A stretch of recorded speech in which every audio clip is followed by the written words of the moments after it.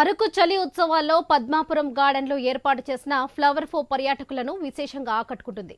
పుష్పాలు, కూరగాయలతో ఏర్పాటు చేసిన ప్రదర్శనకు సంబంధించి మరింత సమాచారం మా ప్రతినిధి రాజు అందిస్తారు. 3 రోజుల కార్యక్రమంలో భాగంగా పద్మాపురం గార్డెన్లో ఏర్పాటు చేసినటువంటి ఫ్లవర్ షో అయితే విశేషంగా ఆకట్టుకుంటుంది.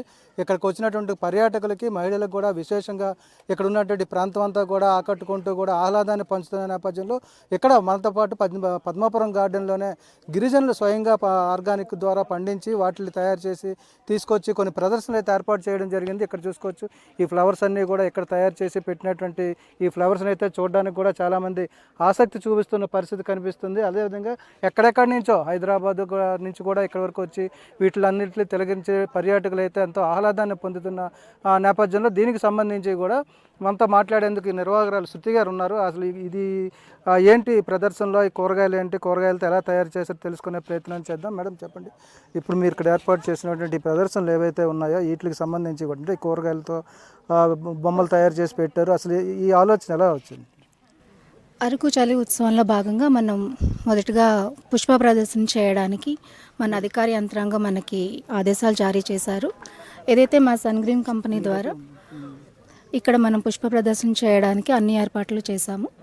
అయితే ఇక్కడ అరకు గ్రామం అవ్వచ్చు, అరకు గిరిజన ప్రాంతం అవ్వచ్చు, ఈ ప్రాంతంలో మనకి విరివిగా పండించే ఏదైతే పుష్ప జాతులు ఉన్నాయో ఆ పుష్పాలను మాత్రమే ఇక్కడ ప్రదర్శించడం జరిగింది. ఎందుకు అంటే ఈ పుష్పాలను పండిస్తే ఎంత లాభం వస్తుందో ఇక్కడ రైతులకి ఒక అవగాహన కల్పించడానికి మాత్రమే ఇక్కడ ఈ విధంగా ఇక్కడ మనకి పండే పంటలను మాత్రమే ఇక్కడ పుష్ప ప్రదర్శనలో మనం ప్రదర్శించడం జరిగింది. అదేవిధంగా ఇక్కడ పండించే ఫ్లవర్స్ పేర్లు ఇవి చామంతులు, తర్వాత గులాబీలు, జర్బేరా, ఆర్కిడ్స్ అండ్ బంతి పువ్వులు, ఇవన్నీ కూడా ఈ ప్రాంత వాతావరణానికి మాత్రమే ఇక్కడ పెరుగుతాయండి. సో అందుకోసమే వీటిని మాత్రమే ఇక్కడ మేము యూజ్ చేయడం జరిగింది.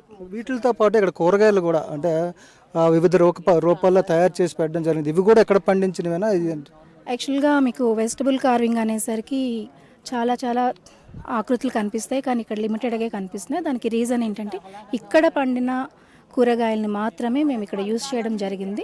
ఏదైతే ఇక్కడ గుమ్మడికాయ, తర్వాత రాడిష్, తర్వాత క్యాబేజ్, తర్వాత మనకి కంద, ఇలా డిఫరెంట్ ఇక్కడ మనకి పండించే కూరగాయలని సెలెక్ట్ చేసుకొని వాటితో మనం వివిధ ఆకృతులను రూపొందించడం జరిగింది. దీనికి సంబంధించి సదరన్ హోటల్ మేనేజ్మెంట్ స్టూడెంట్స్ కూడా ఇన్వాల్వ్ అయ్యారు.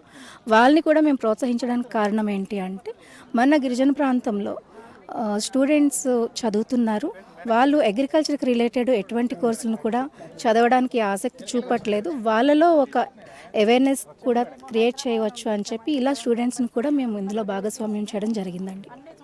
ఇది మొత్తంగా చూసుకుంటే ఏదైతే ఇక్కడ ఏర్పాటు చేసినటువంటి పుష్ప ప్రదర్శనతో పాటు ఇక్కడ కూరగాయలు ఇక్కడ మనం చూసుకోవచ్చు, వివిధ ఆకృతుల్లో తయారు చేసినటువంటి కూరగాయలు ఉన్నాయి.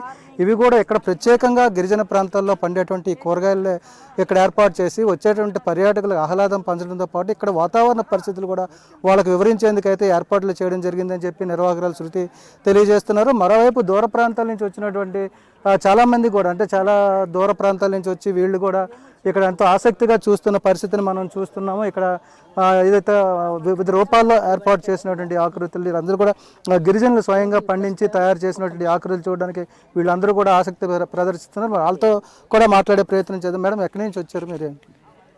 చాలా బాగుందండి. మీ వెజిటబుల్ కార్వింగ్ ఏంటి, ఫ్లవర్ డెకరేషన్ ఏంటి, బయట కూరగాయలు పెట్టారు కదా, అవి చాలా ఆర్గానిక్. రైతులు అవి చూస్తే కనుక వాళ్ళకి ఇదవుతుంది అనమాట, చేసుకోవాలి మనం కూడా అలా పండించుకోవాలి కూరగాయలన్నీ అని వాళ్ళకి ఆసక్తి కలుగుతుంది. మీరు చెప్పండి. హైదరాబాద్ నుంచి వచ్చామండి, 11 మెంబర్స్ వచ్చాము. అరకు చూద్దామని వచ్చాము. బొటానికల్ గార్డెన్కి వచ్చాక ఇదంతా చూసి ఫ్లవర్స్ కార్వింగ్, ఇవి వెజిటబుల్స్, ఇవన్నీ వెజిటబుల్ కార్వింగ్ చూసి ఫ్లవర్స్ చూస్తే అసలు చాలా అమేజింగ్ అండి, చాలా బ్యూటిఫుల్గా ఉంది. ఇక్కడికి వచ్చినందుకు మీకు చాలా చాలా అండి, చాలా చాలా బాగుంది. అదే ఇక్కడ ఇంత దూరం వచ్చాం కదా, ఎక్కడ ఫ్లవర్స్ లేవా అని అనుకున్నాం, కానీ ఇక్కడికి వచ్చాక ఆ కొరత తీరిందండి, చాలా బాగుంది. ఇది చూసాం కదా, దూర ప్రాంతాల నుంచి వచ్చినటువంటి పర్యాటకులతో పాటు ఇక్కడ ఉన్నటువంటి స్థానిక ప్రజలు కూడా విశేషంగా ఆకట్టుకుంటున్నటువంటి ఫల పుష్ప ప్రదర్శనలతో పాటు ఏదైతే వెళ్తుందో దానికి సంబంధించి కూడా ఉన్న ఇక్కడ నిర్వాహకులు ఏర్పాటు చేసినటువంటి పరిస్థితుల్ని తిలకించి ఆనందాన్ని వ్యక్తం చేస్తూ కూడా తిరిగి వెళ్తున్న పరిస్థితి ఈ అరకు ఉత్సవాల్లో కనిపిస్తుంది. వీడియో జర్నలిస్ట్ స్వామితో రాజు, ఐ న్యూస్, అరకు నుంచి.